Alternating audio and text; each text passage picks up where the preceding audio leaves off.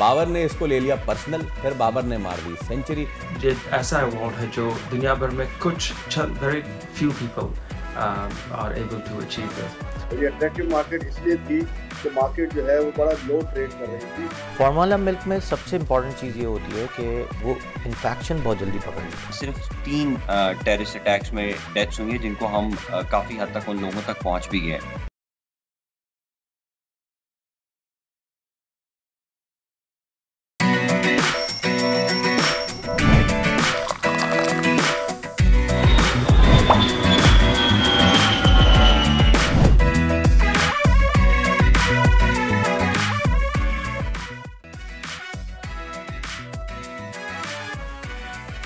अस्सलाम वालेकुम everyone and very good morning. मैं हूं आपकी होस्ट सोनिया सुंदस। प्रोग्राम आपका फेवरेट दुनिया बोल है और मेरे साथ मौजूद है मेरे को होस्ट सैयद फैसल करीम। उम्मीद है आप ठीक ठाक होंगे, खैरियत से होंगे। बहुत सारे लोग वीकेंड का प्लान कर रहे होंगे, लेकिन शो आपने मिस नहीं करना, क्योंकि वैसे रोज़ाना हम शो को आगाज़ करने से पहले एक अच्छी बात बताते हैं, लेकिन आप आज नहीं, अच्छी बात नहीं बताएंगे। आज नहीं बताने वाले, नहीं, तो हम आज क्या करेंगे? हम बताएंगे, अच्छी बात बताएंगे, बुरी बात नहीं बताएंगे। लेकिन पहले आपको एक वीडियो दिखाते हैं। ओके ये भाई ये था, देखें, ये वाकया कल हुआ कि जब मैच था चैंपियंस कप का, उसमें जो सरफराज थे वो ट्रोल कर रहे थे बाबर को कि बाबर को स्लो क्योंकि ना स्लो खिलाओ और उनको खिलाओ, एक एंड से खिलाते रहो, हम मैच जीत जाएंगे। लेकिन हुआ ये तो आज की अच्छी बात ये है, moral of the story is कि भाई जीत से पहले जीत की खुशी बिल्कुल भी ना बनाए। बाबर ने इसको ले लिया पर्सनल, फिर बाबर ने मार दी सेंचुरी, और सेंचुरी मारने के बाद उसकी टीम भी जीत गई। मॉरल ऑफ द स्टोरी ये भी है कि आप पे दुनिया कुछ भी कहती रहे, आप अपने गोल्स पे फोकस रहें और जीत आपकी होगी। एब्सोल्युटली ऐसे ही, मतलब फोकस्ड रहें और चलते चले जाएं तो जीत खुद चल के आएगी आपके कदमों में। एब्सोल्युटली। और इसी के साथ बड़ी खबर की जानिब, पाक फौज में खुद एहतसाबी का अमल जारी। सिक्योरिटी हुक्काम की जानिब से जनरल रिटायर्ड फैज हमीद का कोर्ट मार्शल की तस्दीक। सियासी ईमा पर काम करने का इल्जाम। ISPR के मुताबिक फौज आइन की वफादार होती है। 9 मौलूद बच्चों के लिए डिब्बे का दूध मज़र सेहत करार। वज़ीर सेहत अजरा पिचोहो के डिब्बे की दूध की खुले आम फरोख्त पर पाबंदी का ऐलान कर दिया है। अब सिर्फ मखसूस मेडिकल स्टोर्स पर ही डॉक्टर्स की प्रिस्क्रिप्शन पर ही लिया जा सकेगा। सिंध हुकूमत का फैसला किस हद तक दुरुस्त है, जानेंगे आज के प्रोग्राम में। क्वेटा में सेफ सिटी प्रोजेक्ट की तकमील के बाद शहर कितना सेफ हो गया और इंतजामिया मंसूबे से किस तरह फायदा उठा रही है। DC क्वेटा हमदा शफकात आज दुनिया बोल है में होंगे मेहमान। और सानिहा ABS के मुतासरा तालिब इल्म अहमद नवाज के लिए बड़ा एहसास। बरतानवी शाह चार्ल्स की जानिब से ब्रिटिश एम्पायर मेडल से नवाजा गया। इन्हें अवार्ड दुनिया भर में नौजवानों के लिए कैंपेन्स चलाने पर दिया गया। ऑलराइट, तो बड़ी खबर आपने जानी। अब IMF से मुज़ाकरात के दौरान चीन का मुसलसल ताउन जो है वो भी काबिल तहसीन है। वज़ीर-ए-आज़म शहबाज शरीफ ने चीन के 75वें यौम तासीस की तकरीब से खिताब किया और उनका कहना था कि पाक चीन दोस्ती हिमालय से ऊंची, समंदर से गहरी है। सदर मुमलिकत आसिफ अली जरदारी ने भी कहा कि चीन ने साइंस, टेक्नोलॉजी और माशी मैदान में तरक्की के संग मील अबूर किया। इस पर भी हम ब्रिगेडियर रिटायर वक़ार सिंह से ज़रूर तज़िया लेंगे। वक़ार साहब, ये बात जो है वो बिल्कुल क्लियर है कि पाक चीन दोस्ती जो है वो हिमालय से भी ऊंची और समंदर से भी गहरी है। अब गवादर से लेके गिलगित तक चाइना के जितने प्रोजेक्ट्स हैं, इंक्लूडिंग CPEC एंड ऑल, उस पे दुश्मन की भी बुरी नज़र है। इसके साथ साथ एक सवाल और ये कि सिंस IMF हमारे दाएं हाथ में है और चाइना जो है वो हमारे बाएं हाथ में, इस चीज़ को बैलेंस करना पाकिस्तान के लिए बड़ा ज़रूरी, क्योंकि कोई भी चाइनीज़ इन्वेस्टमेंट, कोई भी चाइनीज़ एड या कोई भी चाइनीज़ हेल्प आती है उस पर अमेरिका जो है US रेजेस इट्स आईब्रोज। तो इसको हम कैसे जो है वो मेंटेन करें, कैसे बैलेंस क्रिएट करें?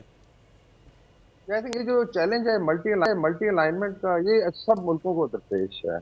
ऑनेस्टली अगर बांग्लादेश को देखें जिस तरीके से पार से हो रहा है, भारत को देखें वो बड़ा परेशान है, बिकॉज एक तरफ आप ब्रिक्स में है, SCO में है, एक तरफ इंडो पैसिफिक में है। तो ये बैलेंसिंग, स्पेशली जब पावर शिफ्ट हो रही थी, अभी इसको जरूर बैकग्राउंड में रखें कि अभी पावर जब वैसे एशिया की तरफ शिफ्ट हो रही है, economic power bye and large हो चुकी है। लाइक SCO को अगर आप देखें तो it is almost 60% of global economy है, और अगर आप इसका डेमोग्राफिक पोटेंशियल देखें तो ऑलमोस्ट हाफ से ज़्यादा आबादी यहाँ पे है। अभी 2 बड़े इवेंट होने जा रहे हैं। एक आपका SCO की समिट है इस्लामाबाद में, मतलब 15 अक्टूबर को, फॉलोड बाय ब्रिक्स समिट है रशिया में, कजान में। और अगर आप चाइना पाकिस्तान रिलेशनशिप देखें तो इसी के ऊपर बिल्डअप करके फिर ये चीज़ें इंटीग्रेट हुई हैं। तो एक ओवरऑल यूरेशियन जो फ्रेमवर्क है उसमें भी पाकिस्तान इंटरेस्टेड भी है, जोग्राफिकली आप कनेक्ट। तो ये डेफिनेटली वेस्ट को ये चीज़ नहीं भाएगी। भारत पे भी प्रेशर आया, हमारे पे भी है कि आप एक साइड ले लें, लेकिन मल्टी अलाइनमेंट में दो चीज़ें होनी चाहिए। एक तो आप बैलेंस रखें, आपका बहुत बड़ा डायस्पोरा है, यूएस में, नॉर्थ अमेरिका में काम करता है, लाखों लोग हैं। और दूसरा आपका ट्रेड जो है। लेकिन क्या इसी बात पे बाकी मुल्कों से ताल्लुकात ना करवा के, लाइक रशिया के साथ अगर आप देखें या चाइना के साथ भी थोड़ा लेट स्टार्ट हुआ, तो ये मल्टी अलाइनमेंट का चैलेंज तो रहेगा, लेकिन इसी को नेगोशिएट करना है। पाकिस्तान चाइना का ये आई थिंक एक हॉलमार्क रहा है कि ये दोस्ती जो है इम्पीज नहीं हुई है कभी भी, रिस्पेक्टिव ऑफ किस तरीके से बाकी लोगों का प्रेशर रहा। अभी इंशाल्लाह ताला सीपेक 2 की लॉन्चिंग की बात हो रही है। चाइनीज प्राइम मिनिस्टर भी आ रहे हैं 15 अक्टूबर को इस्लामाबाद, और उसमें एक बड़े फ्रेमवर्क में आप जो है सेंट्रल पोजीशन है पाकिस्तान की। दूसरा, अपनी इंपॉर्टेंस को अंडरमाइन ना करें, ये आई थिंक बहुत ज्यादा हो गया है। बांग्लादेश अगर आप देखें इकोनॉमिकली और जोग्राफिकली उस लिहाज से इतना इंपॉर्टेंट नहीं है, लेकिन स्टिल उसमें अमेरिका का इंटरेस्ट, उसमें चाइना का, भारत का, पाकिस्तान का है। तो कोई भी मुल्क अनइम्पॉर्टेंट नहीं है। ओनली थिंग कि आप कैसे अपनी पोजीशन को लेट्स से पेश करते हैं कॉम्पिटी ऑफ नेशन में। तो मेरे ख्याल में एक तो ये ग्रो करेगी, और ये दो बड़े जो इवेंट्स आ रहे हैं तो पाकिस्तान का डिप्लोमेटिक वेट बढ़ेगा। कल परसों आए हुए थे Russian deputy let's say prime minister, और आई थिंक बड़े लेवल की ये एंगेजमेंट थी। उससे पहले American under secretary of state आए हुए थे। तो ये नहीं है कि खुदा खास्ता अपनी पोजीशन को आप एक्सप्लॉइट भी करें, यूज करें, और अपनी फ्रेंडशिप को रीजन में जो है आई थिंक इंटीग्रेट करें विद अदर कंट्रीज। तो ये चैलेंजेस रहेंगे, लेकिन आपने देखना है कि बैलेंस कैसे रखना है। आईएमएफ क्या आपको छोड़ सकता है? यू आर मेंबर ऑफ, मतलब आईएमएफ सिस्टम हिस्सा रहे हैं, और कुछ ऑब्लिगेशन उन पे भी हैं। ये कोई वन साइडेड नहीं है, you are basically part of a system. इसी तरीके से एशियन डेवलपमेंट बैंक है, या लेट्स से ब्रिक्स के अंडर कोई लेटर ऑन ऐसा मैकेनिज्म डेवलप होता है इकोनॉमिक, जिसमें आपने हिस्सा लेना होगा, क्योंकि आपने अप्लाई किया और रशिया भी सपोर्ट कर रहा है कि इसमें इंटीग्रेट करेगा। तो ये चैलेंजेस रहेंगे, बहुत पावर शिफ्ट है, और उसमें ज़्यादा परेशान होने की जरूरत नहीं है। अच्छा वकार साहब, आपने अपनी गुफ्तगू में रशिया का जिक्र किया, और हम देख रहे हैं कि पिछले 5 सालों में, if I am not wrong, Pakistan और रशिया के दरमियान, आई रिमेंबर द्रुज़बा जो एक्सरसाइज हुई थी, वो जो मिलिट्री एक्सरसाइज हुई थी, उसके बाद से लेके अब तक पाक रशिया ताल्लुकात ना सिर्फ हमारे जो मिलिट्री ताल्लुकात है, बल्कि इकनॉमिक ताल्लुकात अब जो है वो बेहतर होते जा रहे हैं। और अभी वज़ीर आज़म की मुलाकात भी हुई, जो डिप्टी प्राइम मिनिस्टर हैं रशिया के, MOUs भी साइन हुए। ना हाउ इम्पॉर्टेंट, चाइना तो हमारा है दोस्त, लेकिन हमारी ख़ित्ते में सिर्फ चाइना से दोस्ती या चाइना पे डिपेंडेंसी नहीं होनी चाहिए। हाउ इम्पॉर्टेंट इट इज़ कि हम रशिया और रशिया से होते हुए जो स्तान कंट्रीज़ हैं उस तक अपने ट्रेड को लेके जाएँ, ये बूस्ट कितना इंपॉर्टेंट है हमारे लिए? जी बहुत आई थिंक बड़ा क्रिटिकल सवाल है। इंसिडेंटली 2 दफ़ा मुझे इत्तेफाक हुआ डेलीगेशन के साथ जाने का रशिया, और एक स्टीरियोटाइप रशिया के बारे में। अच्छा, रशिया पाकिस्तान रिलेशन भी आपको पता है कि शुरू में आप कह लें कि ड्यूक फॉर्म रहे, फिर एक हॉस्टिलिटी का रिलेशनशिप रहा जब अफगानिस्तान में वो आए, और लेकिन उसके बाद फिर चीज़ें चेंज हुई। प्रेसिडेंट मुशर्रफ के टाइम से फिर आना जाना शुरू हुआ हाईएस्ट लेवल पे, जरदारी साहब भी गए, नवाज शरीफ, इवन इमरान खान के टाइम पे। तो एक कंसिस्टेंसी है, तो इसका मतलब है एक हॉस्टाइल रिलेशनशिप से अभी आप नॉर्मलाइजेशन की तरफ जा रहे हैं। फिर रीजनल फ्रेमवर्क है, और रशिया बड़े फोर्थ कमिंग है। अभी आपका एक साउथ नॉर्थ कॉरिडोर की बात हो रही है, जिसमें फाइबर ऑप्टिक लिंक्स है या ऑयल एंड गैस है, जिसमें गाज़प्रोम वगैरह की बड़ी कंपनियां शायद काम करेंगी। इसी तरीके से जो है असल में वो रशिया यूक्रेन वॉर के बाद थोड़ा प्रेशर आप मुख्तलिफ मुल्कों के लिए आप साइड में, जो आई थिंक पाकिस्तान ने अवॉइड किया है। तो रशियंस बड़े फोर्थ कमिंग हैं। और यूरेशियन फ्रेमवर्क देखें तो एक अलेक्जेंडर डुगिन की पूरी थ्योरी है, फोर्थ क्रिटिकल थ्योरी, तो पाकिस्तान में नहीं पढ़ाई जाती। आप पढ़ें और देखेंगे किस तरीके से they look at smaller country. यदि आप इज्जत करें, चाहे वो अफगानिस्तान है, पाकिस्तान है, बांग्लादेश है, आप प्रेशराइज ना करें, और इकोनॉमिकली एज अ ब्रदर जो है यूरेशियन ब्रदरहुड का एक कॉन्सेप्ट है। तो मेरे ख्याल उस पर काम हो रहा है। कुछ उनके चैलेंजेस हैं, लाइक रशिया यूक्रेन वॉर की वजह से जो P&R का नॉर्दर्न रूट है वो ब्लॉक हुआ है, क्योंकि ये भी एक रूट था। और अभी नॉर्थ साउथ पर बात हुई, पाकिस्तान ने एग्री किया। फिर इसी तरीके से पाकिस्तान को ब्रिक्स में सपोर्ट करने की बात हो रही, डिस्पाइट इंडियन रेजिस्टेंस। अभी भारत पे भी प्रेशर, कल खबर है ये रॉयटर्स की कि भारत ने एमिनेशन पहुंचा दिया यूक्रेन में, हम पे लगाते हैं। तो उन पे भी है जी कि कैसे हुआ, इनडायरेक्टली हुआ। और पिछले दिन आपने तस्वीर देखी, डोवल साहब जाके पुतिन से कैसे माफी मांग रहे हैं। तो ये चीजें आई थिंक चलती रहेंगी। मेरा ख्याल है Russia Pakistan relationship regional framework में भी और इंडिपेंडेंटली बायलैटरली भी बढ़ने चाहिए। 5-6 चीजें आइडेंटिफाइड है और बड़ा स्कोप है। रशिया को ह्यूमन रिसोर्स की बड़ी जरूरत है, उसके बाद आईटी का शोबा है, एग्रीकल्चर में, फिर गैस और ऑयल एंड गैस में वो जायंट्स हैं, चलो लाइक गैस तो बहुत बड़ी कंपनी है, और even offshore gas and oil development में आपको हेल्प कर सकती है। फिर आपकी काफ़ी जो है वहाँ पे एग्रीकल्चर प्रोडक्ट्स हैं जो जा लाइक राइस, पाकिस्तानी राइस बड़ा पसंद किया जाता है, कॉटन है, और इसके बाद एक्सपर्टीज है। फिर डिफेंस टाइज भी साहब ने मेंशन किया, दुरुपा एक्साइज है जो बेसिकली एंटी टेररिज्म फ्रेमवर्क में होती है, और by and large even military equipment भी आता रहा है, like let's say MI-17 helicopters हैं। उसके बाद गनशिप्स की बात हुई, लेकिन आई थिंक एक बहुत बड़ा स्कोप है, और रशिया को भी इस वक्त दोस्तों की जरूरत है, वो इतनी आइसोलेशन है कि they are looking at east जो है। ठीक है, बहुत शुक्रिया ब्रिगेडियर हसन साहब हमारे साथ मौजूद थे, और आप बता रहे थे कि किस तरीके से पाकिस्तान के जो दीगर जो ममालिक हैं उनके साथ ताल्लुकात जो हैं वो बहुत ज़्यादा बेहतर होने चाहिए। और हमने देखा भी कि गुज़िश्ता रोज़ भी जो चीन के जो पाकिस्तान के साथ शराकतदारी थी उस पर न सिर्फ वज़ीर आज़म बल्कि सदर आसिफ अली ज़रदारी जो हैं वो भी उन्होंने भी लबकुशाई की, और उन्होंने कहा कि पाकिस्तान और चीन की जो दोस्ती है वो समंदर से भी गहरी और हिमालय से भी ऊंची है। ब्रेक पे जाने से कबल कुछ लाइटर मूड में चीज़ें हो जाए, और नुसरत फ़तेह अली ख़ान साहब सबके फेवरेट उनका जो एक एल्बम है गुमशुदा एल्बम जिसे चेन ऑफ लाइट का नाम दिया गया है, पीटर गैब्रियल जो मशहूर जो सबसे पहले जिन्होंने नुसरत फ़तेह अली ख़ान साहब को वो लेके गए थे और वहाँ पे उन्होंने उनके साथ रिकॉर्डिंग की थी, तो रियल वर्ल्ड रिकॉर्ड्स के टेप आर्काइव्स जो हैं उनके में से मिली थी और गुम हो गई थी, काफ़ी अरसे के बाद ही मंजर आम पे आई है। चलिए अच्छी बात है, जो कि उनके आशिक हैं हम जैसे, मुझे तो बहुत ही पसंद है वो, तो मैं तो बहुत डेस्परेटली वेट कर रही हूँ उनके इस एल्बम के लिए। एब्सोल्युटली, तो ये एक नया एल्बम है, इसकी रिकॉर्डिंग के 34 साल बाद ये रिलीज़ होगा।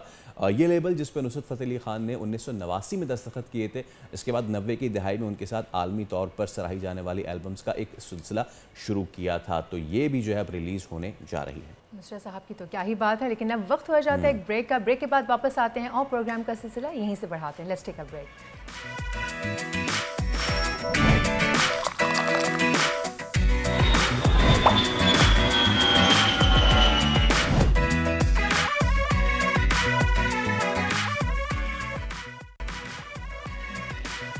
Welcome back. आपको याद होगा अभी कुछ दिन पहले जो पाकिस्तान का कौमी तराना जो था उसके लेकर नेशनल एंथम पे जो खड़े नहीं हुए थे शुरा, उनके ऊपर क्या क्या बातें बनी। सो अब का जो सेगमेंट है हम उसी हवाले से करने जा रहे हैं।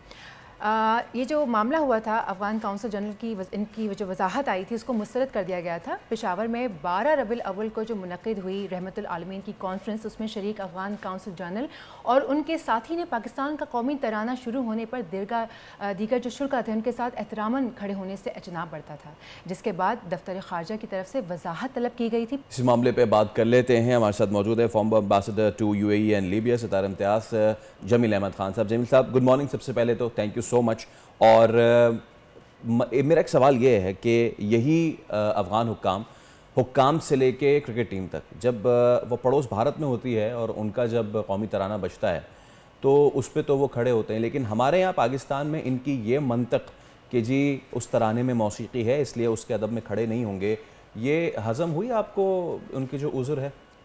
ज़ाहिर है इससे एक हमारे पूरी कौम को इसको नापसंदीदगी से देखा गया और इसका सदमा भी है। जिस तरह की आपने आपकी डॉक्यूमेंट्री में बताया गया कि हमने कितने अरसे तक इनकी खिदमत की है अफगान भाइयों की, और उसके बाद ये सिला अगर इसका मिलता है तो ज़ाहिर है पूरे कौम को इसका अफसोस होता है। हमें पता है कि जर्मनी में झंडे के साथ, पाकिस्तानी झंडे के साथ क्या किया अफगानी लड़कों ने, और उस ठीक तरीके से आपने जो मिसालें दी देखिए वो सारी चीज़ें अपनी जगह पर बिल्कुल बैन हैं, दुरुस्त हैं, लेकिन इसके साथ में ये बात भी दुरुस्त है कि हमें ये देखना चाहिए कि जब ये प्रोग्राम हमने ऑर्गेनाइज किया हमारे चीफ मिनिस्टर से, वहाँ एक ऑफिस होता है, उसका नाम है सब ऑफिस फॉर मोफा का, मिनिस्ट्री ऑफ फॉरेन अफेयर्स का, जिसमें कि DCP बैठते हैं, deputy chief of protocol, Sindh में भी, लाहौर में भी, और हर सूबे के कैपिटल में। तो वहाँ उनसे सिंध चीफ मिनिस्टर जब भी ऐसे फॉरेन डिप्लोमेट्स के साथ इंगेज करते हैं तो उससे किया जाता। तो मेरा अपना मानना ये है कि फॉरेन ऑफिस को पता है कि नेशनल एंथम पर पाबंदी लगाई हुई है, उन्होंने अपने नेशनल यानी अफगानिस्तान ने अपने नेशनल एंथम पर पाबंदी कि उसने गुज़र किया इसलिए उस पर पाबंदी है। तो उस लिहाज से अगर देखा जाता तो उनसे पहले कम्युनिकेट कर लिया जाता कि देखें हमारी नेशनल एंथम पे आपने म्यूजिक होता है और आप उसमें अगर देर से आना चाहें तो बेशक आप देर से आ जाएं। इस मामले में तो ये कम्युनिकेशन होनी चाहिए थी, लेकिन इसका मतलब ये हरगिज़ नहीं है कि अफगान डिप्लोमेट्स काउंसिल जनरल का जो अमल है उसको दरगुजर किया जा सकता है, और इसीलिए फॉरेन ऑफिस ने इस पर प्रोटेस्ट भी किया है, जो कि बिल्कुल जायज़ है। ये दुरुस्त है कि जेनेवा कन्वेंशन 1961 के तहत उन्हें इम्यूनिटी भी हासिल है, लेकिन उस इम्यूनिटी का मतलब ये नहीं है कि वो जिस मुल्क में यानी एक्रेडिटेड मुल्क में, होस्ट कंट्री में जहाँ उनकी तैनाती है, उस तैनाती के मुल्क में वहाँ कोई डिसरिस्पेक्ट करे, न सिर्फ तराने की बल्कि और जो वहाँ के लोकल कस्टम्स हैं, वहाँ के लोकल जो लॉज हैं उसको भी नहीं कर सकते। बहरहाल उज़र उन्होंने ये पेश किया जिस उज़र को ज़ाहिर है कबूल करना मुश्किल है, लेकिन क्योंकि मजहब को बीच में ले आए कि शरिया के खिलाफ है तो लिहाजा ये मामला बड़ा हसास बन जाता है। और क्योंकि उसके फ़ौरन बाद अफगान जो नाज़ुमुल उमूर है यानी कि जो एम्बेसडर का इस वक्त चार्ज इनके पास है, उन्होंने भी बड़ी वजाहती बयान दिया और प्रोटेस्ट काबुल में उसको भेज दिया गया है और उस पर जनों पे कोई एक्शन हो जाए। तो इसके बाद हमें देखना ये कि हमारी बायलैटरल रिलेशन अफगानिस्तान से सजा के अभी तक इतने बेहतर नहीं है, लेकिन इसका मतलब ये नहीं कि हम अपनी कम्युनिकेशन लाइन उनसे छोड़ दें। हमें अपने डिप्लोमेटिक कम्युनिकेशन को जारी रखना चाहिए और साथ साथ जैसे हम पहले प्रोटेस्ट करते आए हैं, बावर कराते आए हैं, उसे हमें करते रहना चाहिए, क्योंकि सिर्फ यही एक मसला नहीं है, ये गमाजी करता है उस जहन में जो इस वक्त है वो क्यों हुआ, उसके बहुत सारे महरिकात हैं, हमारे दुश्मन ममालिक जो उसमें शामिल है, तो वजह से भी अच्छा है। और उस पर आप देखें कि मुनीर अकरम जो हमारे परमानेंट रिप्रेजेंटेटिव यानी कि एम्बेसडर हैं अक़वाम मुत्तहिदा में, उन्होंने पूरा एक सिक्योरिटी काउंसिल के सामने जो बयान पेश किया अपना, उसमें भी यही बताया कि अफगान तालिबान उनको रोक नहीं रहे हैं और अफगान तालिबान की सरपरस्ती है और सपोर्ट है, उसके साथ TTP जो है पाकिस्तान पर पै दर पे हमले करता जा रहा है और सिर्फ अगस्त में ऑपरेशन TTP ने किए हैं और दुनिया भी इस चीज़ को जान गई है, मान गई है कि TTP की जो सपोर्ट है या कम से कम उसको मना नहीं किया जा रहा है कि वो एक टेररिस्ट वेव लेके आ जाए, न सिर्फ पाकिस्तान में बल्कि अब TTP आगे जाके जिस तरह के मुनीर अकरम ने बताया सिक्योरिटी काउंसिल में और जिस तरह के मिशन की मॉनिटरिंग टीम ने भी रिपोर्ट दी कि वहाँ अफगानिस्तान में तकरीबन 20 के करीब दहशतगर्द ग्रुप हैं और नप रहे हैं और TTP उनमें से कई को लीड कर रही है। तो एक तो वो पहलू हो गया, दूसरा इस जहनियत की कासी कि एक डिप्लोमेट इस किस्म के अमल को कर रहा है। तीसरी बात जर्मनी में अफगान बाशिंदों ने किया पाकिस्तान के काउंसलेट में, तो वो सारी चीज़ें को अगर मिलाएं तो ये महसूस हो रहा है कि एक वहाँ जहन साजी हुई है, जिस जहन साजी के तहत पाकिस्तान के खिलाफ एक बहुत सा भरा जा रहा है और उसकी वजह से ये तमाम अमल सामने देखने में आ रहा है। लेकिन साथ साथ हमें जब हमने प्रोटेस्ट कर लिया उसके साथ साथ हमने डायलॉग के दरवाजे भी खोले। बिल्कुल। वैसे जमी साहब, वैसे इस मामले को पाकिस्तान हुकूमत ने संजीदगी से लिया है और अब इस पर अफगान हुकूमत से मज़ीद कोई बातचीत का इम्कान है या इस वजाहत को मुस्तरद करने के बाद मामले को हम यहीं ख़त्म समझें? नहीं, हमारी तवक्को है कि हमने क्योंकि हुकूमती लेवल पर foreign office to foreign office level पर हमने ये मामला उठाया है, अब अफगान हुकूमत को चाहिए कि इस पर वो एक्शन ले अपने काउंसिल जनरल के खिलाफ और अपने डिप्लोमेट्स के खिलाफ, या वजाहत दे कि क्या वजह है, ताकि कल को ये रेसिप्रोसिटी भी होती है, ये जिस तरह वो करेंगे उस तरह दुनिया के दूसरे ममालिक उनके साथ करेंगे और पाकिस्तान भी।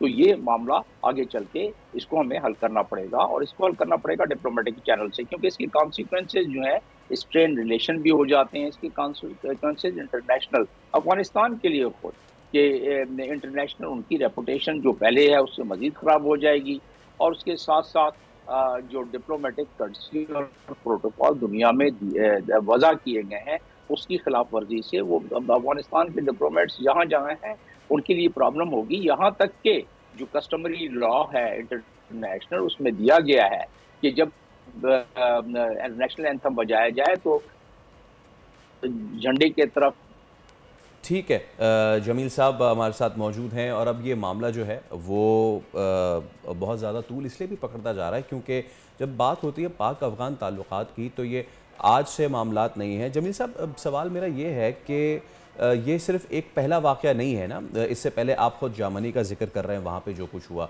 और उससे पहले भी हम देख रहे हैं कि जब स्पोर्ट्स की बात आती है तो चाहे वो यूके में कोई मैच हो रहा हो, पाक अफ़गानिस्तान का, यूएई में कोई मैच हो रहा हो, अफ़गानिस्तान में जो कॉमन मैन है उससे लेके और हुक्काम तक उनकी animosity towards Pakistan it's bigger than India Pakistan rivalry. मतलब इतनी एनिमोसिटी या इतनी हेट्रेड तो वहाँ से नहीं आती जितनी माजी करीब में जो है वो वहाँ से अब आने लगी है। Being an ambassador, farmer ambassador, आप क्या समझते हैं, इसकी क्या वजूहात हैं और इस चीज़ को कैसे एड्रेस करें? क्योंकि कंट्री टू कंट्री, हुकाम टू हुकाम रिलेशन तो आपको मेंटेन करना ही चाहिए, लेकिन ये जो लहर है एनिमोसिटी की, हेट्रेड की आवाम में, इसको डाइल्यूट कैसे करें हम, प्रोवाइडेड द फैक्ट कि we both are Muslim brethren countries? जी, इसका ये ज़रूरी है, जो आपने सवाल उठाया है, ये ज़रूरी है कि हम इसका खोज लगाएं, इस पर तहकीक करें कि आफ्टर क्या वजह है कि जर्मनी में और खेलों के मैदानों में और खेलों के मैदान के बाहर अगर वो अपने जहन की इस तरह की अफगान बाशिंदे अक्कासी करते हैं तो उसके तह में जाना पड़ेगा। इसमें एक प्रोपेगेंडे का एलिमेंट भी, आपको पता है कि तकरीबन 700 से ज़्यादा प्रोपेगेंडा की उन्होंने स्टेशन बनाए हुए थे इंडिया ने, यूरोप में भी पूरे, जो कि पकड़े भी गए। इसी तरीके से वो प्रोपेगेंडा चल रहा है, लेकिन उसका मतलब ये नहीं हुआ कि पाकिस्तान उसमें कुछ ना करे। पाकिस्तान को चाहिए कि पीपल टू पीपल रिलेशन में और एक काउंटर मेजर के तौर पर अपने रेडियो, अपने टीवी, अपने बाकी ज़राए अबलाग से वो जो भाईचारे की फिजा पैदा हुई थी, और अब भी हम उनके काफ़ी रेफ्यूजीज़ को अपने पास मेहमानदारी कर रहे हैं, और जब 30 लाख रेफ्यूजीज़ मेहमान, उसमें से ज़्यादातर इस वक्त लीडर्स हैं वहाँ अफगानिस्तान के,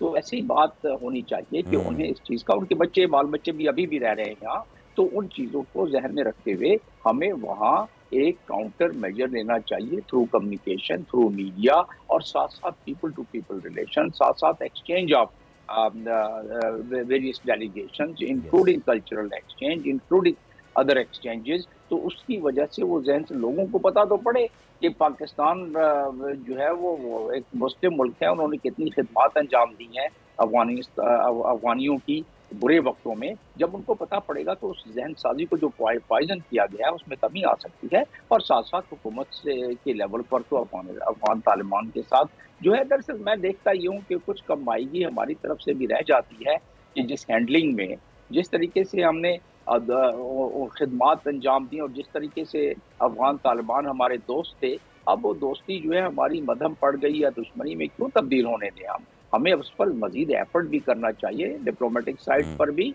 और डिप्लोमेटिक साइड के जो बाकी शाखें हैं पब्लिक डिप्लोमेसी के तहत हमें उसको आगे बढ़ावा देना चाहिए, क्योंकि ज़्यादा अरसे तक हम इसको बर्दाश्त नहीं कर सकते। हमारे एक तरफ इंडिया है और दूसरी तरफ हम अफगानिस्तान से मखासमत लेके बैठे हुए हैं। ईरान से बड़ी मुश्किल से हमने थोड़ी बहुत अपने हालात ठीक किए हैं, तो हम जा किस तरफ रहे हैं? हमें अपने आप को एक समत देनी पड़ेगी। उस समत के मुताबिक हमें ये देखना पड़ेगा कि हम, देखिए कायद-ए-आज़म ने भी जब फॉरेन पॉलिसी पर बात की थी तो यही कहा था कि हम तमाम पड़ोसी ममालिक से अपने बरादराना ताल्लुक़ रखेंगे। हमें उसके डेमोन्स्ट्रेट करना चाहिए, और उसके मुताबिक हमें, जो मैंने अभी बताई कि पब्लिक डिप्लोमेसी हो गई या ट्रेडिशनल डिप्लोमेसी जो अभी चल रही है, जिसके तहत हमने प्रोटेस्ट किया है, और उन तमाम, देखिए लीगल डिप्लोमेसी तो कल हो गई जिसमें कि मुनीर अकरम ने सिक्योरिटी काउंसिल में एक चार्जशीट पेश कर दी, वो लीगल डिप्लोमेसी हो गई। ट्रेडिशनल डिप्लोमेसी के तहत हमने प्रोटेस्ट कर लिया और बाकी हमने एंगेजमेंट। और आपने जमील साहब बिल्कुल, आपने बिल्कुल you have pointed out it rightly कि ना सिर्फ दूसरों मालिक बल्कि we need to keep our things in order as well. हमें भी देखना चाहिए कि हम किस तरीके से अपने मामला दुरुस्त करें। Thank you so much. Jamil Ahmed Khan साहब हमारे साथ मौजूद थे और गुफ्तगू कर रहे थे। जी सोनिया, तो अब जरा हम ब्रेक आ गया है जी, अभी ब्रेक लेते हैं, ब्रेक के बाद वापस आते हैं, प्रोग्राम को आगे बढ़ाते हैं।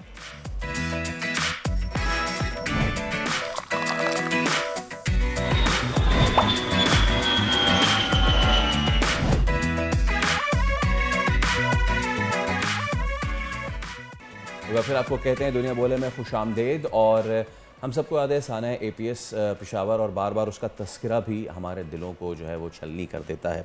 ये ज़ख्म आज भी ज़िंदा है, लेकिन उसमें से जो सर्वाइवर्स हैं उनकी अपनी एक कहानी है, और ऐसे ही जो बच्चे हैं कि जिन्होंने सर्वाइव किया वो अब हमारे लिए मशाल राह हैं और वो पाकिस्तान का सर भी फ़ख्र से बुलंद कर रहे हैं। ऐसे ही एक तालिब इल्म है ऑक्सफोर्ड में, अहमद नवाज़, और उनको एज़ाज़ मिला है। वो एज़ाज़ ये है कि उन्हें ब्रिटिश एम्पायर मेडल से नवाजा गया है किंग चार्ल्स की तरफ से। That's an achievement in itself. तो अहमद नवाज़ हमारे साथ मौजूद हैं, उनसे हम गुफ्तगू आगाज़ करते हैं। अहमद, अस्सलाम वालेकुम सबसे पहले तो, और मुझे बताइएगा कि किंग चार्ल्स की तरफ से आपको ब्रिटिश एम्पायर मेडल से नवाजा गया, कितने बड़े एजाज़ की बात समझते हैं ये? सबसे पहले तो बहुत शुक्रिया बोल नेटवर्क आपके इनवाइट करने का। ये ब्रिटिश एम्पायर मेडल जो मुझे दिया गया है, तो ये बहुत बड़े एक एजाज़ की बात है, ना सिर्फ मेरे लिए बल्कि मेरे वतन के लिए मेरे हमवतनों के लिए। ये ऐसा अवार्ड है जो दुनिया भर में कुछ चंद very few people are able to achieve this, और being one of the very few Pakistanis जिनको इस अवार्ड से नवाजा गया, तो ये मेरे लिए भी एक बहुत बड़े फ़ख्र की बात है। मेरे हमवतनों पाकिस्तानों के लिए एक बहुत बड़े फ़ख्र की बात है कि पाकिस्तान का नाम इस तरह ग्लोबल प्लेटफॉर्म्स पर इतनी बड़ी रिकग्निशंस में पाकिस्तानियों का नाम आए। दुनिया भर को एक मैसेज जाता है कि जो पाकिस्तानी है, तो वो जो भी हो जाए, जो भी मुश्किलात उनके सामने आए, वो फिर भी दुनिया भर में जितने द हाईएस्ट अचीवमेंट्स जो है तो वो अचीव कर सकते हैं। और इसके अलावा फलाही काम दुनिया भर में Pakistani despite the difficulties that they are facing are always doing. तो एक बहुत बड़े एजाज़ की बात है मेरे लिए भी और पाकिस्तानियों के लिए भी। और इस वक्त इस मौके पे मैं ये बात ज़रूर कहना चाहता हूँ कि हर कदम पर मेरी इस जर्नी में पाकिस्तानियों ने जितनी मेरी सपोर्ट की है, जितनी मेरी इंकरेजमेंट की है, तो सबसे ज़्यादा मैं उनका शुक्रिया अदा करना चाहता हूँ कि हर कदम पर जब मेरी एक माइलस्टोन होती है, मेरी एक अचीवमेंट होती है, जो मैं काम करता हूँ, प्रोजेक्ट्स वगैरह, तो पाकिस्तानी हर कदम पर मेरे सपोर्ट पे आए हैं। उन्होंने मुझे इनकरेज किया है, उन्होंने मुझे प्यार और मोहब्बत भेजा है, which has been instrumental in making me the person that I am today. तो मैं उन पाकिस्तानियों का सबसे ज़्यादा शुक्रगुजार हूँ और उनका तहे दिल से शुक्रिया अदा करना चाहता हूँ कि उन्होंने मुझे हर कदम पर इनकरेज किया है। और उम्मीद है कि इन फ्यूचर में भी इसी तरह प्रोजेक्ट्स में मुझे इनकरेज करते रहेंगे। और मेरी भी उम्मीद होगी इंशाल्लाह कि मैं और भी कोशिश करूँ, पाकिस्तानी जो नौजवान हैं उनके लिए मैं कुछ प्रोजेक्ट्स करूँ, कुछ इनकरेजमेंट, कुछ एम्पावरमेंट की कोई कैंपेन्स शुरू करूँ, ताकि उनको भी हम और भी आगे ला अहमद, सकें। यकीनन फलाही कामों में पाकिस्तानियों का कोई सानी नहीं है। आप ख़ुद भी सानहा APS का शिकार बन चुके हैं, और ये अवार्ड तालीम के दुश्मनों की शिकस्त है और इन मासूम शहीद तालिब इल्मों की जीत। ये बताइए कि ब्रिटिश एम्पायर मेडल हासिल करने के लिए कौन कौन सी शराइत पर काम किया जाता है, और आपने इस हवाले से कौन सी कैंपेन्स रन की थी? जी बिल्कुल, ये पाकिस्तानी जो है, हम पाकिस्तानी दुनिया भर में फलाही कामों में सबसे आगे हैं। हम पाकिस्तानियों के जितना किसी ने भी फलाही काम दुनिया भर में नहीं किए। हमारे पाकिस्तानी जब अब्रॉड है, जो एक्सपर्ट्स है, जो दुनिया भर में जहाँ पे भी हैं, तो वो उनकी कोशिश यही रही है कि एक तो पाकिस्तान का नाम अच्छी पॉजिटिव उनकी आगे करें, दूसरा ग्लोबल सतह पे इतना इम्पैक्ट लाए कि पूरी ग्लोबल जो कम्युनिटी है उनको अंदाज़ा हो कि पाकिस्तान अपनी तरफ से, पाकिस्तानी लोग अपनी तरफ से दुनिया भर में कितना कर रहे हैं, लोगों के लिए कितना इम्पैक्ट बना रहे हैं, कितनी कैंपेनिंग कर रहे हैं। तो ये हमारे लिए एक बहुत फ़ख्र की बात है कि पाकिस्तानी इतना इन्वॉल्व है ग्लोबल सतह पे। एंड मेरे लिए एक बहुत फ़ख्र की बात है कि एज अ पाकिस्तानी मैं आकर यहाँ पर पाकिस्तानियों ये फलाही काम दुनिया भर में करूँ, और ये रिकग्निशन जो है तो फिर पाकिस्तान एज अ पाकिस्तानी मुझे मिले। ये अवार्ड जो है ब्रिटिश एम्पायर मेडल, ये एक बहुत प्रेस्टिजियस अवार्ड है जो किंग चार्ल्स उन लोगों को देता है। ये अवार्ड उन लोगों को इससे नवाजता है जो दुनिया भर में एक ऐसी कैंपेन्स चलाए जिससे यूथ की एम्पावरमेंट हो, जिससे रेडिकलाइजेशन, कुछ ग्लोबल जो मसले हैं तो उन पे उनका हल आगे आए, जो ग्राउंड लेवल पर काम करें। तो पिछले तकरीबन 10 साल से मैं कैंपेन चलाता रहा हूँ, और इस कैंपेन्स में हमने जितना काम किया है, हमने लेबनान में रेफ्यूजी बच्चों के लिए हमने स्कूल बनाए, हमने डिप्राइव्ड एरियाज़ में हमने स्कॉलरशिप्स फराहम की। हमने जो है तो दुनिया भर में कॉन्फ्रेंसेस में गए, वहाँ पर हमने इन इश्यूज़ को हाईलाइट किया। अगर वर्ल्ड लीडर्स की कोई कॉन्फ्रेंस थी, अगर यूनाइटेड नेशंस था, अगर जो भी कॉन्फ्रेंस हुआ, तो वहाँ पर हमने जाकर इन इश्यूज़ को हाईलाइट किया। मैंने स्कूलों में जाकर बच्चों से स्पीचेस की है टू अवर्ट दम, ये जो रेडिकलाइजेशन का जो मसला था तो उससे हटाकर। तो ये सारी कैंपेन्स किंग चार्ल्स ने नोट करके उन्होंने हमें इस अवार्ड से नवाजा। और मेरे लिए एक बहुत फ़ख्र की बात है कि इस तरह उन्होंने देखा कि ये पाकिस्तानी बंदा, पाकिस्तानी नेशनल आके यहाँ पर इंटरनेशनल कम्युनिटी के लिए इतना काम और इसको जो है तो अवार्ड मिलना चाहिए। तो this has been a proud moment for me and बहुत फ़ख्र महसूस हो रहा है इस वक्त। अहमद नवाज़, ये सिर्फ आपके लिए ही फ़ख्र की बात नहीं, हम सब के लिए, पूरे पाकिस्तान के लिए फ़ख्र की बात है। बहुत बहुत शुक्रिया हमें ज्वाइन करने के लिए। अब वक्त हुआ जाता है एक ब्रेक का। ब्रेक के बाद वापस आएंगे और प्रोग्राम को यहीं से आगे बढ़ाएंगे।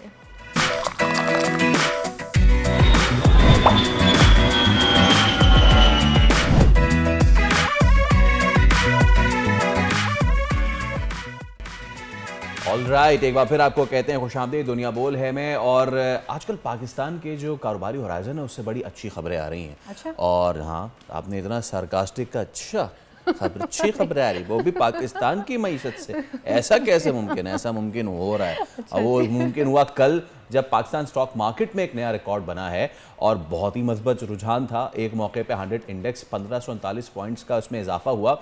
82,000 पे जो है ये देखा गया है और 100 इंडेक्स एक दिहाई की सबसे बुलंद जो थी जो बेंचमार्क था उस पे वो पहुंचा।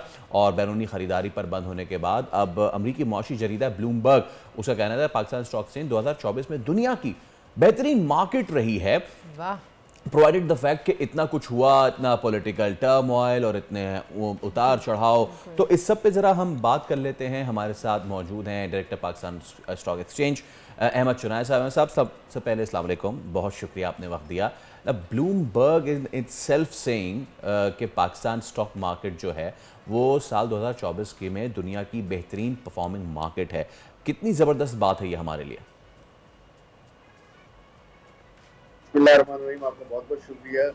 देखिए, मैं ये समझता हूँ कि दुनिया की बेस्ट परफॉर्मिंग मार्केट में पाकिस्तान का शुमार होना न सिर्फ एक एजाज़ की बात है, बल्कि ये साबित करता है कि न सिर्फ पाकिस्तानियों के लिए बल्कि दुनिया भर के इन्वेस्टर्स के लिए एक बड़ी अट्रैक्टिव मार्केट है। और ये अट्रैक्टिव मार्केट इसलिए थी कि मार्केट जो है वो बड़ा लो ट्रेड कर रही थी, जहाँ इन्वेस्टर्स को कॉन्फिडेंस आया कि पाकिस्तान खुदा न खास्ता जो है डिफॉल्ट करने नहीं जा रहा, पाकिस्तान में खुदा न खास्ता कोई ऐसी सूरत हाल नहीं होगी कि जहां इकोनॉमिक मेल्टडाउन हो जाए। लेकिन इसके बरक्स पाकिस्तान ने न सिर्फ अपनी बैलेंस ऑफ ट्रेड और बैलेंस ऑफ पेमेंट को अच्छा किया, करंट अकाउंट डेफिसिट जो है वो पॉजिटिव में आ गया है और इसके बाद जो हमारी एक्सपोर्ट्स और इंपोर्ट्स हैं वो दोनों मैनेजेबल उसमें आ गई हैं। साथ में हमारी रिकॉर्ड रेमिटेंसेस भी आ रही हैं। तो ये सारी चीज़ें इस बात की गलबाजी कर रही है कि गवर्नमेंट के ऊपर लोगों का एक ट्रस्ट लेवल, कॉन्फिडेंस लेवल है as far as the economic situation is concern. हमारी मईशत जो है वो बेहतर चल रही है, बेहतर रास्ते पे चल रही है और इसकी वजह से स्टॉक मार्केट को जो है वो एक बहुत अच्छा बूस्ट मिल रहा है।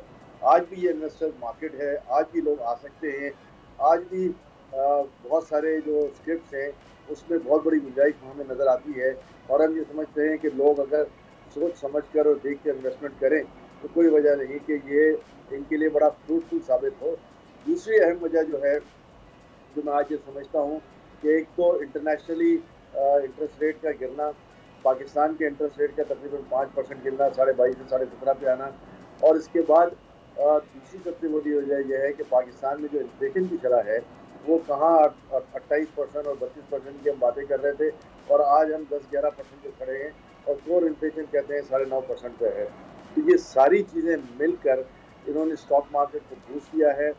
लोग अपना इन्वेस्टमेंट ट्रेजरी बिल्स और बॉन्ड से हटाकर जो है वो मार्केट में लाना चाह रहे हैं। जो गवर्नमेंट के कल ऑप्शन हुए, आज ऑप्शन हुए, उसमें सारी बिडें रिजेक्ट हो गई। ये इस बात की गलबाजी कर रही है कि गवर्नमेंट की जो है वो स्ट्रॉन्ग है, इकोनॉमिक फुटेज जो है उसकी अच्छी है, उसकी है, बहुत ज़्यादा बोरिंग की ज़रूरत नहीं है।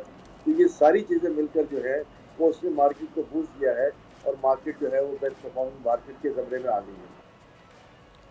वैसे अहमद साहब, छोटे इन्वेस्टर्स का एतमाद बहाल होने में टाइम लगता है। मुझे याद है पिछले साल इस एतमाद का काफ़ी फुकदान था।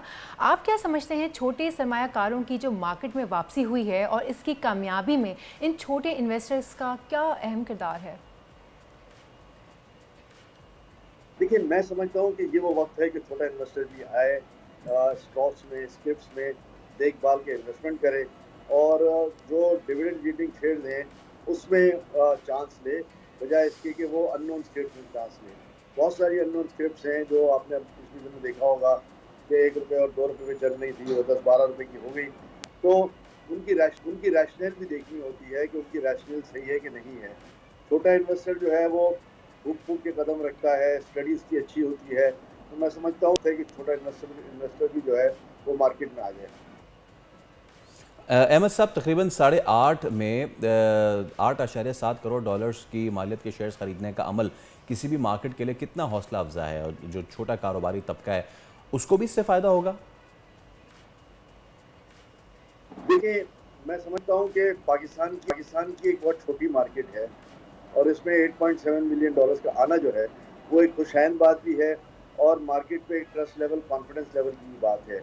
इन 8.7 का जो यील्ड लोग देखेंगे, इन्वेस्टर्स देखेंगे, दुनिया भर के जो माहिरीन है उसको देखेंगे, तो उनको भी ये इंसेंटिवाइज होगा कि पाकिस्तान की स्टॉक मार्केट जो है वो बेहतर मार्केट है, उसमें जो है वो फॉरेन इन्वेस्टमेंट आना चाहिए।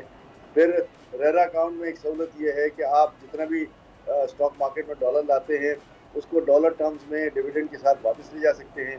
तो मेरा ख्याल है कि ये पाकिस्तान की मार्केट जो है वो दुनिया की अट्रैक्टिव तरीन मार्केट है। उसमें जो है चाहे छोटा चाहे बड़ा इन्वेस्टर हो, चाहे फॉरेन इन्वेस्टर हो, उन सब के लिए एक बड़ी गुंजाइश और बहुत स्पेस मौजूद है। अहमद साहब, आखिर में बस मैं आपसे ये जानना चाहूँगी कि जिस तरह मुल्क में जारी सियासी अदम इस्तेकाम आवाम के कारोबार को मुतासिर करता है, इसी तरह स्टॉक मार्केट में भी इसके काफ़ी गहरे असरात नज़र आते हैं। ये बताइए कि मौजूदा सियासी बहरान में इन्वेस्टर्स के एतमाद को किस तरह से बहाल रखा जा सकता है?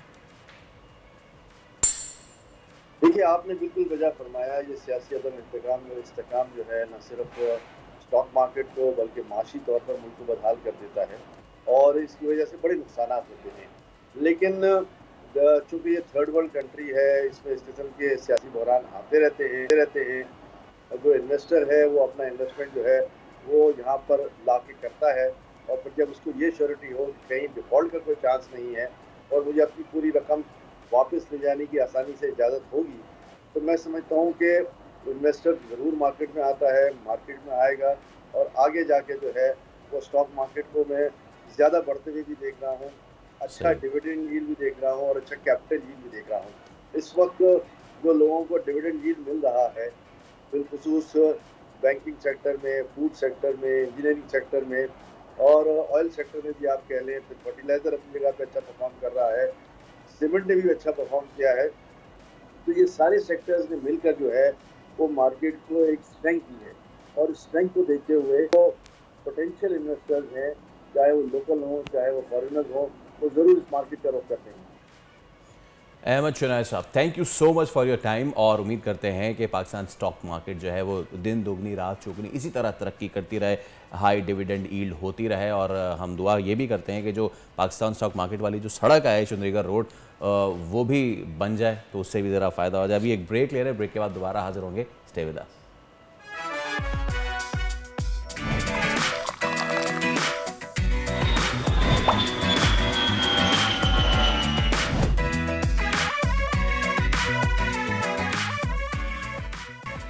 एक बार फिर आपको कहेंगे खुशामदेद और अब हम सेहत के हवाले से बात कर रहे हैं, ख़ास तौर पे लैक्टेटिंग मदर्स, वो माएँ जो फीड कराती हैं। अब उस हवाले से ये है कि जो बहुत सारी जो मदर्स हैं, क्योंकि वो वर्किंग वुमेन होती हैं या फिर नहीं भी हैं तो वो फार्मूला मिल्क की जानिब जाती हैं। अब इसके हवाले से सिंध हुकूमत ने एक फ़ैसला किया है और ये फैसला है कि फार्मूला मिल्क जितने भी महंगे हों, जितनी भी बड़ी कंपनी का ब्रांड हो, बच्चों के लिए किसी भी सूरत माँ के दूध का मुतबादिल नहीं हो सकता। इसीलिए ज़रूरी यह है कि पाउडर के दूध पर मुकम्मल पाबंदी लगाई जाए। सिंध हुकूमत ये करने जा रही है, इसका उन्होंने उसूली फ़ैसला कर लिया है। इस पर बात करने के लिए हमारे पास गेस्ट मौजूद हैं डॉक्टर इब्राहिम यूसुफ, माहिर अमराज अतफाल। सर, सबसे पहले तो बहुत बहुत शुक्रिया डॉक्टर साहब आपका तशरीफ़ लाने के लिए। मैं पूछना चाहूँगी कि देखिए बहुत सारी ख़वातीन इस वक्त आपको देख रही हैं और टॉपिक भी बड़ा इंटरेस्टिंग है। सबसे पहला सवाल कि फार्मूला मिल्क ये है क्या? फार्मूला मिल्क, इसका नाम फार्मूला मिल्क क्यों है और क्या ये फार्मूला मिल्क जो है वो मिल्क नहीं होता? तो ये इसके अंदर थोड़ा जो डिफरेंस है उसको पहले आप डिस्क्राइब करें, फिर मैं मज़ीद आपसे बात करूँगी। ऑफ कोर्स फार्मूला मिल्क का वर्ड फार्मूला मीन्स कि किसी चीज़ से बनाया गया है, synthetic product, not a product which are gain from human milk और एनिमल मिल्क। ये बना के एक प्रेजेंट किया जाता है with nutrition, depend on the quality और पैकेजिंग। बहुत इम्पॉर्टेंट है कि क्वालिटी किस तरह की होनी चाहिए और पैकेजिंग किस तरह की होनी चाहिए, और प्लस मार्केटिंग। कुछ चीज़ें बहुत लो क्वालिटी होती हैं और कुछ चीज़ें बहुत हाई क्वालिटी होती हैं। जैसे आप एग्जांपल ले लें, एक परफ्यूम ले लें, कपड़ा ले लें, खाना ले लें, दवाइयाँ ले लें। एक सुपर ब्रांड है, एक लोकल ब्रांड्स है। एक की पैकेजिंग सबसे बेस्ट है, उसकी क्वालिटी बेस्ट है, वो मल्टीनेशनल की है, मतलब बेस्ट टू बेस्ट चल रही है, उसकी quality and check and balance बहुत अच्छा है। वो ऑफ कोर्स वो मार्केट में जब आती है तो ऑफ कोर्स कहीं ना कहीं उसका बेनिफिट होता है, नुकसान कम होता है। जहाँ लो क्वालिटी होती है वहाँ नुकसान ज़्यादा होता है, चीप रेट में होता है और उसके नुकसान सबसे ज़्यादा होता है। तो दैट कैन बी एक एक्सप्लेनेशन का एक बहुत बड़ा आपको मैंने आंसर दे दिया कि ये चीज़ होती है।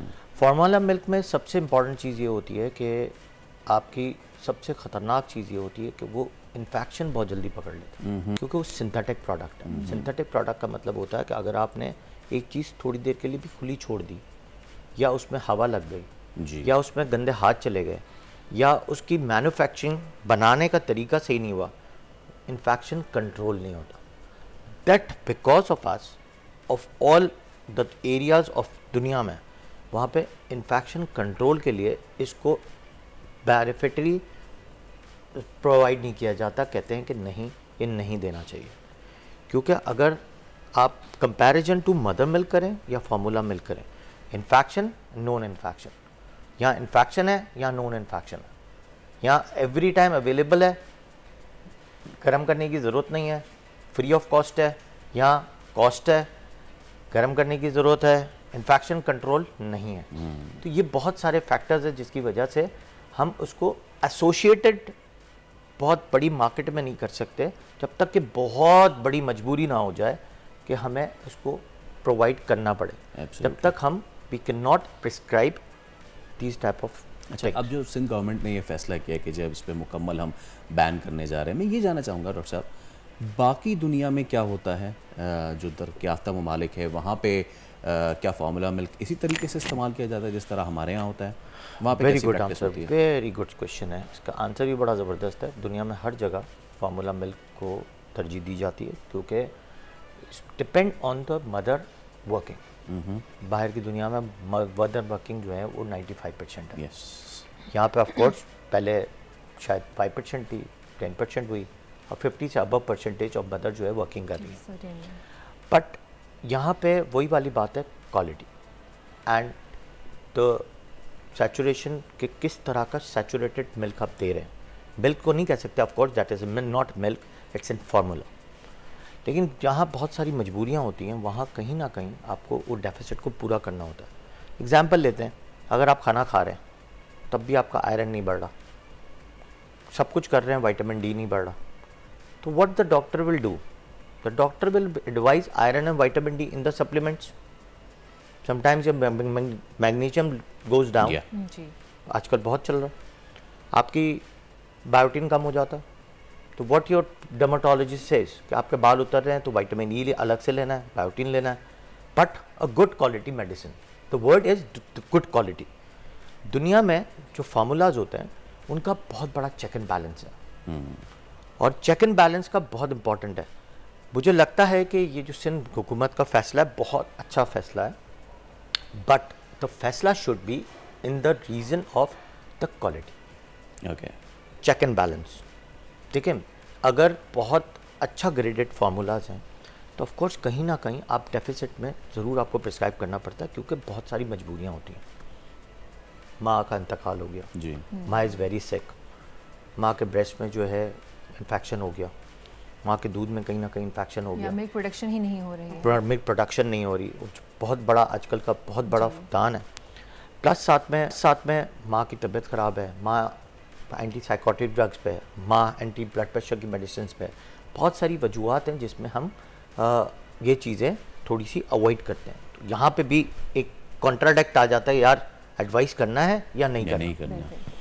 सेकेंडली फिर दूसरी वजह ये होती है कि फार्मूला मिल्क जो सिंध हुकूमत का फ़ैसला है, मुझे लगता है कि बहुत अच्छा फ़ैसला है, बट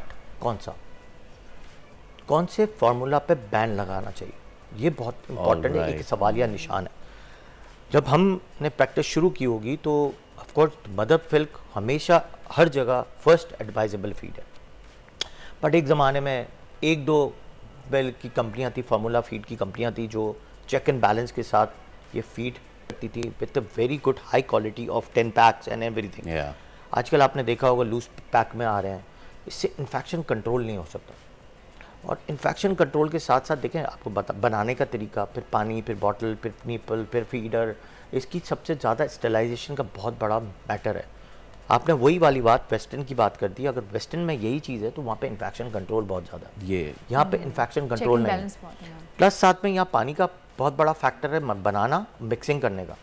अब यहाँ पे जो पानी का बहुत बड़ा मैटर है, आपने शायद प्रोग्राम्स भी किए होंगे, 167 कंपनी ऐसी हैं जो मुजरे सेहत पानी सप्लाई कर रही हैं घरों में, और उससे ज़्यादा ही होंगी 167, तो शायद मैं कम बोल रहा हूँ।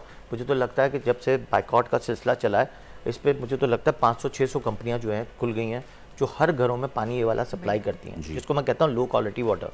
अगर आपने प्रोग्राम्स किए हों या मैंने बहुत सारे प्रोग्राम्स देखे हैं कि किस तरह वो पानी बन रहा होता है, किस तरह वो घरों पर सप्लाई हो रहा होता है, that can be a big reason for the infection. यहाँ पर सबसे बड़ा इंपॉर्टेंट फैक्टर जो है ना, जो डायरिया का जो बढ़ने का कॉन्सेप्ट है कि बच्चा इससे इन्फेक्शन कंट्रोल नहीं होता, वो that is the low quality of water and low quality of formulas. यहाँ इसीलिए ही इतना बड़ा स्टेप लिया जाता है कि यहाँ पे तो फार्मूला फीड मिल रही होती है वो आप बंद करें। जैसे लास्ट टाइम एक प्रोग्राम मैंने सुन रहा था, दैट वाज एंटीबायोटिक का programme. Antibiotic can not be, वही क्वेश्चन वाली बात, can not be prescribe without doctors. Yes, ठीक है, आप यहाँ से उठाते हैं, एक फार्मेसी में जाते हैं, उठा के ले आते हैं। यही चीज़ चल रही है कि जो फार्मेसी में है, जहाँ उसको लगता है कि यार अच्छा प्रॉफिट है, वो उसको उठा के दूध का डब्बा पकड़ा देता है और वो चल रहा होता है। तो दैट इज़ तो यहाँ वो जो फैक्टर है ना, वहाँ ये हुकूमत ने जो फैसला किया है, वहाँ मुझे लगता है कि ये फैसला उन कंपनियों के लिए। जी, वैसे डॉक्टर साहब अगर बात की जाए माँ के दूध की नेमुल बदल की, आपने कहा कि फार्मूला मिल्क, तो ऐसे भी बहुत सारे लोग हैं जो कि अफोर्ड ही नहीं कर सकते फार्मूला मिल्क। अभी ये तो एक डिफरेंट बात हो गई कि बैन है या क्या है। अदरवाइज़ हम कहते हैं कि जी माँ के दूध का नेमुल बदल तो है ही नहीं, विच इज़ ट्रू। लेकिन गांव देहातों में जहाँ पर ऐसी ख़वातीन हैं उनकी मिल्क प्रोटेक्शन नहीं हो रही, जैसे आपने अभी कहा कि there are so many reasons कि जिसकी वजह से माँ दूध पिलाने के काबिल नहीं, तो वहाँ पर फिर वो गाय, बकरी और भैंसों के दूध को प्रेफरेंस दी जाती है और वो डायरेक्ट निकाल के या उबाल के उनको पिला दिया जाता है। सो आपके ख्याल में क्या वो जो गाय का दूध, भैंस का या बकरी से आने वाला दूध है, वो इन फार्मूला मिल्क से बेहतर है? क्या वो दिया जा सकता है बच्चे को माँ के दूध के अलावा? नहीं, ऑफ कोर्स नॉट, क्योंकि इसमें बहुत बड़ा एक नो का वर्ड इस्तेमाल किया जाता है, क्योंकि उसमें हाई कंटेंट ऑफ प्रोटीन्स होती हैं, हाई कंटेंट ऑफ एलर्जीज़ होती हैं। स्पेशली दुनिया में एक वर्ड लिखा हुआ है, एक एलर्जी कंसल्टेंट के हिसाब से मैं बताता हूँ, दैट इज़ कॉल्ड अ काव मिल्क प्रोटीन एलर्जीज। आपने कहा गाय, हम यहाँ पे प्रोवाइड करते हैं बफेलो मिल्क, जो और ज़्यादा हाई टॉक्सिक होता है, प्रोटीन ज़्यादा होती हैं।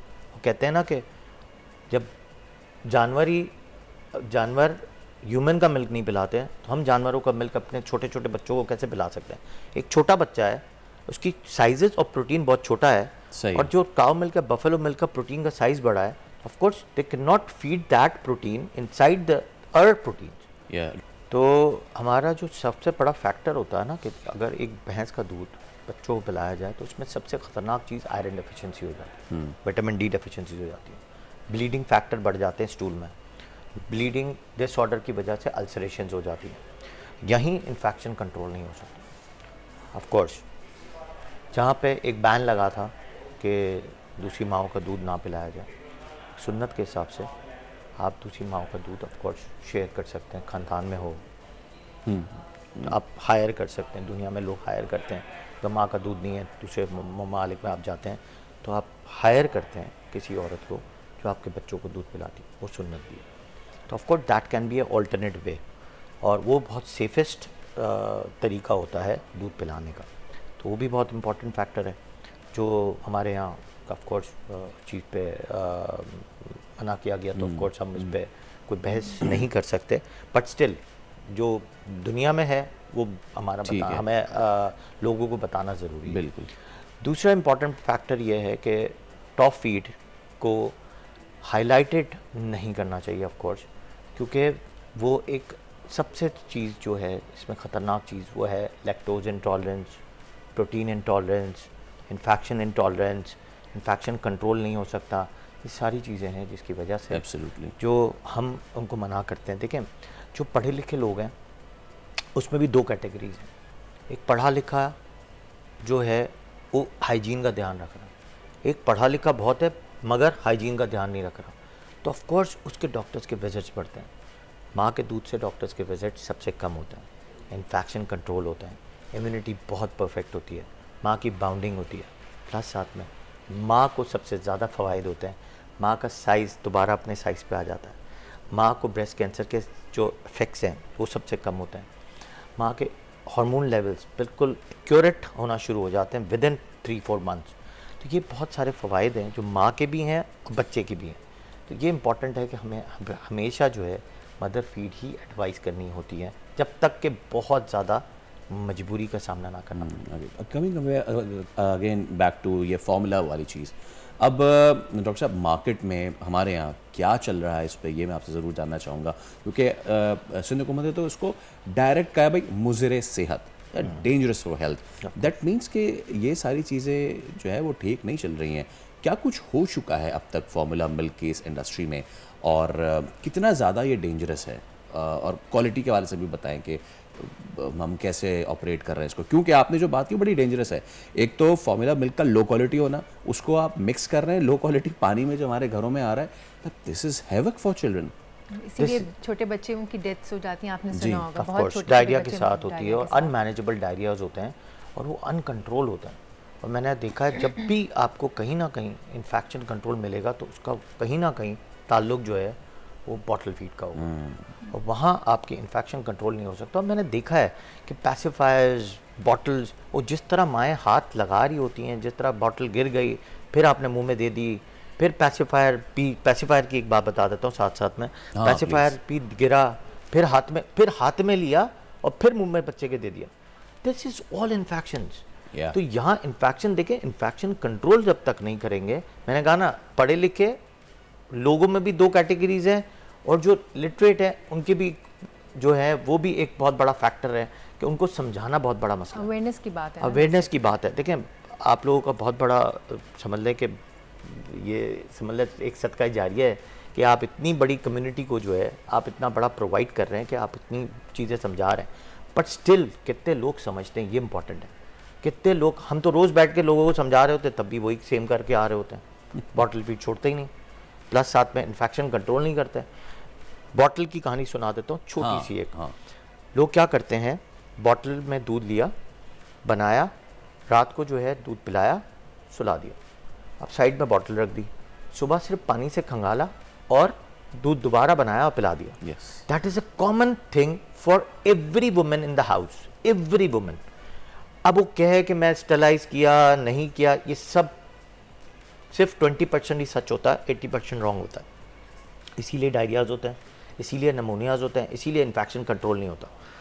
अब होता क्या है कि जो पानी से खंगाला है, क्या वो आप पानी पीते हैं?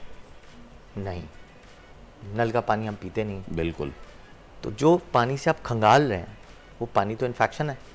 आपने फिर दोबारा निप्पल को भी उसी से धो लिया और जो है फीडर को भी उसी से वॉश किया और आपने दोबारा दूध बनाया और मतलब कि खुद ही आपने अपने बेटे को इन्फेक्शन के कुएं में of course that is infection, full infection part of the house. Plus साथ में अब वर्किंग वुमेन्स हैं, घर से गई, मेड को छोड़ दिया या किसी और को छोड़ दिया, उनके पास टाइम नहीं था, उन्होंने जिस तरह दूध बनाना था गंदे हाथ डाले उस पाउडर में और उसके साथ मिक्सिंग की और उसको पिला दिया। अब उसमें गर्म किया नहीं किया, बॉटल को स्टरलाइज किया नहीं किया, कौन सा पानी इस्तेमाल किया, हो सकता है कई दफ़ा मेड्स को आसानी हो, इसने माइक्रोवेव में पानी को नल में से लिया, माइक्रोवेव में गर्म किया और बच्चे के मुंह में डाल दिया। तो बिल्कुल this is all infection. Yes, तो इस पे बहुत फ़ायदेमंद बात रही सर डॉक्टर साहब से, थैंक यू सो मच, और हम आगे भी चल के इस पर ज़रूर बात करेंगे। तो ये जो मामला है सिंध हुकूमत वाला, अब देखना यह है कि उन्होंने तो मुजरिम सेहत इसको करार दे के और पाबंदी लगा दी है। लेट्स सी कि अब इसके आगे क्या रिप्लिकेशंस होते हैं। आगे बढ़ते हैं और हम बात करेंगे कोयटा की। कोयटा शहर में दहशतगर्दी, स्ट्रीट क्राइम में कमी लाने और ऐसे वारदातों में मुलव्वस अफराद को कैफरे किरदार तक पहुंचाने के लिए सेफ सिटी मंसूबा बनाया गया था। 80% काम इस पर मुकम्मल हो चुका है। तो अब सेफ सिटी प्रोजेक्ट जो है वो तो तकमील के मराहिल में है, लेकिन इसके बाद कोयटा कितना सेफ हो जाएगा इस पे भी हम बात करेंगे। और डिप्टी कमिश्नर कोयटा हमदा शफकात हमारे साथ मौजूद हैं। हमदा साहब, सबसे पहले तो अस्सलाम वालेकुम आपको मेरी तरफ से, सोनिया की तरफ से। जो Sonia please take the lead. Sir बहुत बहुत शुक्रिया तशरीफ़ लाने के लिए, आपने वक्त दिया। कोयटा में अमन बरकरार रखने के लिए ये मंसूबा लगभग 8 साल पहले शुरू हुआ था। हमारे ख्याल से 8 साल का अरसा बहुत ज़्यादा अरसा है, लेकिन मंसूबा आज तक मुकम्मल नहीं हो सका। इसकी क्या वजूहात हैं? जी बिल्कुल, ये सेफ सिटी का जो हमारा प्रोजेक्ट है, जैसे बाकी पाकिस्तान में स्टार्ट हुआ, आपको पता है इस्लामाबाद में भी हुआ, पंजाब में भी हुआ, इसी तरह गवर्नमेंट ऑफ बलूचिस्तान ने भी इसको स्टार्ट किया और इसमें काफ़ी सारे डिलेज आए। उसकी वजह ये थी कि इसके लिए बहुत सारा लैंड एक्वायर करना पड़ा, क्योंकि कोयटा ऐसा शहर है जिसके अंदर स्टेट लैंड अवेलेबल नहीं है। 2018 के बाद कोर्ट के ऑर्डर्स के बाद कोयटा के अंदर बिल्कुल एक कनाल भी स्टेट लैंड अवेलेबल नहीं है, सारा प्राइवेट लैंड है, तो उसकी एक्विजिशन में बहुत ज़्यादा टाइम लगा। लेकिन अभी जो आपकी रिपोर्ट दिखा रहे थे उसमें सिर्फ मैं थोड़ी सी करेक्शन करना चाहता हूँ। इस टाइम 99% हमारा जो कोयटा सेफ सिटी का प्रोजेक्ट है वो कंप्लीट हो चुका हुआ है। तकरीबन 850 कैमराज इंस्टॉल्ड हैं। उनके अंदर ना सिर्फ लाइसेंस प्लेट की रिकग्निशन मौजूद है बल्कि फेशियल रिकग्निशन भी मौजूद है, और साथ ही साथ हमने जो क्रिमिनल रिकॉर्ड है उसको भी इसके साथ इन टच कर दिया है। जो एम्बुलेंस का रिकॉर्ड है, जो पुलिस की 15 है, मेट्रोपॉलिटन की बाकी जो एक्टिविटीज़ हैं उन सबको क्लब कर दिया गया है। बिल्डिंग तैयार है, फंक्शनल है। एज ऑफ नाउ ये अपनी कैपेसिटी के 99% पे काम कर रहा है। बाकी जो इसके काम है जिसके ऊपर लोगों ने कहा है कि ये नहीं हो रहा, वो ऑन गोइंग प्रोसेस है। फॉर एग्जाम्पल इसकी एक्सपेंशन का काम है। फॉर एग्जांपल अभी ये कोयटा के अर्बन एरियाज को कवर कर रहा है, जो हमारे दाखिली और खारजी रास्ते हैं उनको ये कम्प्लीटली कवर कर रहा है, सवाए उन रास्तों पे जहाँ पर कभी कभी हमारी केबल कट कर दी जाती है या कैमरास को नुकसान पहुँचाया जाता है, यहाँ पर ये इस तरह के काम चलते रहते हैं। लेकिन उसके बावजूद एज ऑफ नाउ अल्हम्दुलिल्लाह पिछले 6 साल के डिले के बावजूद जैसे ही इस गवर्नमेंट ने चार्ज लिया है, इस गवर्नमेंट के आते साथ ही विद इन फर्स्ट मंथ इसको फुली फंक्शनल करके पुलिस के साथ क्लब करके इसकी जितनी भी लाइव इसकी फीड्स आ रही हैं उनको किया जा रहा है, काम भी किया जा रहा है।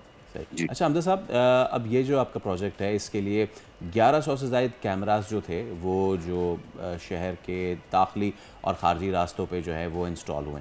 अब सवाल मेरा यह है कि क्या आप मुझे कुछ स्टार्ट्स या फैक्ट्स एंड फिगर्स दे सकते हैं कि before the completion of this project, या जैसे आपने इसको इनिशिएट किया जो सेइंग 90 to 99% ये कम्प्लीट हो चुका है, उससे पहले के आदात शुमार क्या थे क्राइम के और दीगर इस तरह की वारदातों के, और इस प्रोजेक्ट के इनिशिएट और इसके कंप्लीशन के आने तक कितना इसमें फ़र्क आया? इसमें देखें सबसे बड़ी बात जो है कि सेफ सिटी के इंस्टॉल होने के बाद जो इस साल मार्च में गवर्नमेंट आई है और मार्च के बाद ये फुली फंक्शनल हुआ है, तो मार्च से लेके अभी तक अगर हम टोटल टेररिस्ट अटैक्स के अंदर डेथ्स देखें तो वो सिर्फ 3 टेररिस्ट अटैक्स में डेथ्स हुई हैं, जिनको हम काफ़ी हद तक उन लोगों तक पहुंच भी गए।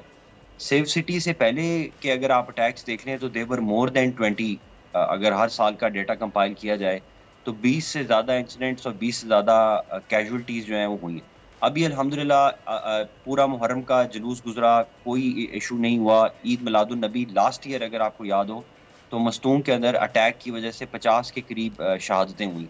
अभी अल्हम्दुलिल्लाह अल्लाह ताला का भी करम है, लेकिन सेफ सिटी की वजह से भी जो टेररिस्ट्स हैं और जो बाकी मगर्स हैं या पेटी क्राइम वाले, उनको पता है कि कैमरा लगा हुआ है और इसकी लाइव फीड आ रही है, उसकी बाद में इन्वेस्टिगेशन में उसका बहुत ज़्यादा फायदा होता है। उसकी वजह से ये आप समझ लें कि मोर देन 80% इसका इम्पैक्ट आ रहा है, कुछ डायरेक्ट और कुछ इनडायरेक्ट, और ये आहिस्ता आहिस्ता मजीद इम्प्रूव होता जाएगा। सेफ सिटी के कैमराज का मकसद ये समझना चाहिए कि ये मेनली इनका पर्पस प्रिवेंशन ऑफ क्राइम से ज़्यादा इन्वेस्टिगेशन ऑफ क्राइम में इस्तेमाल होता है।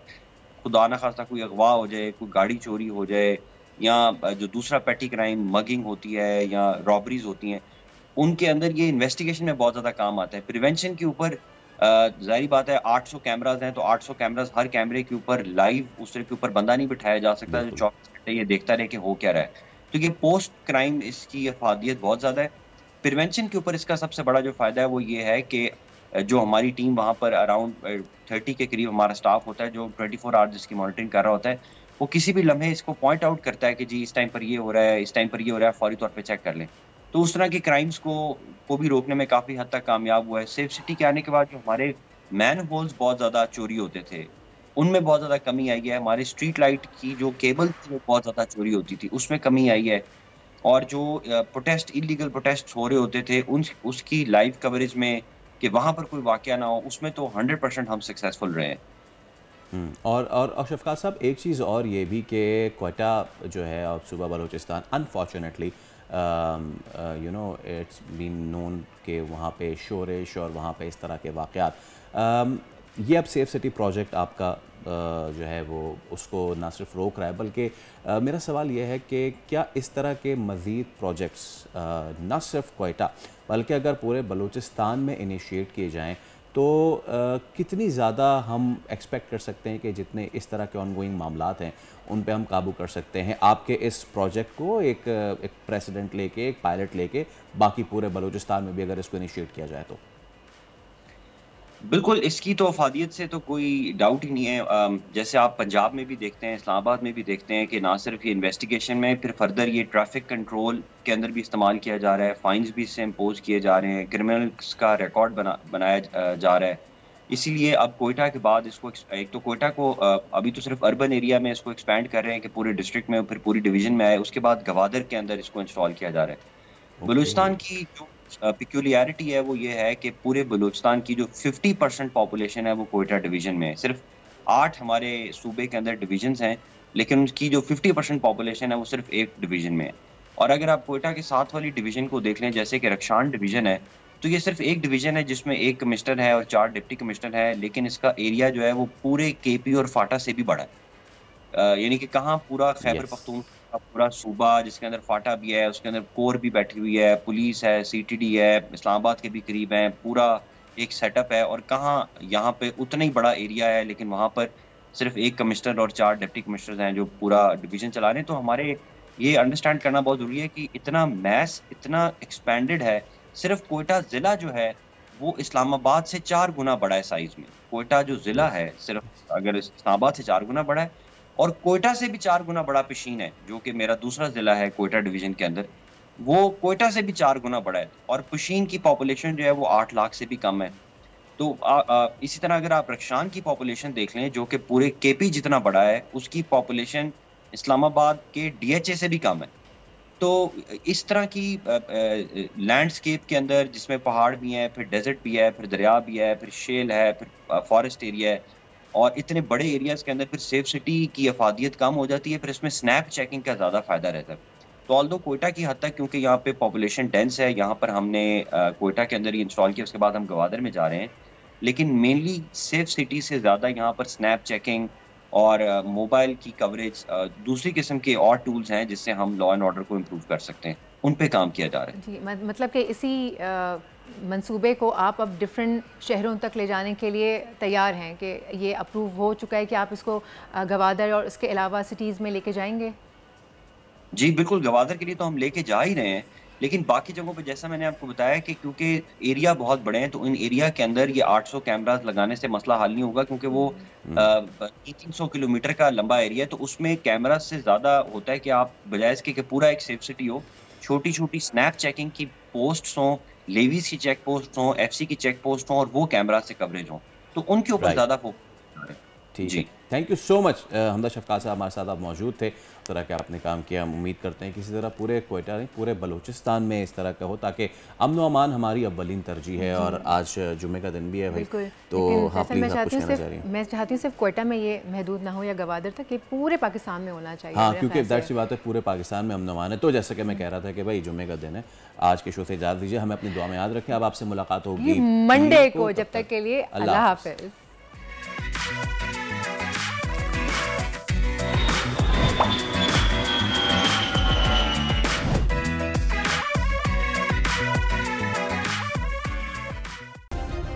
सब्सक्राइब करें और बेल दबाएं ताकि कोई खबर रह न जाए।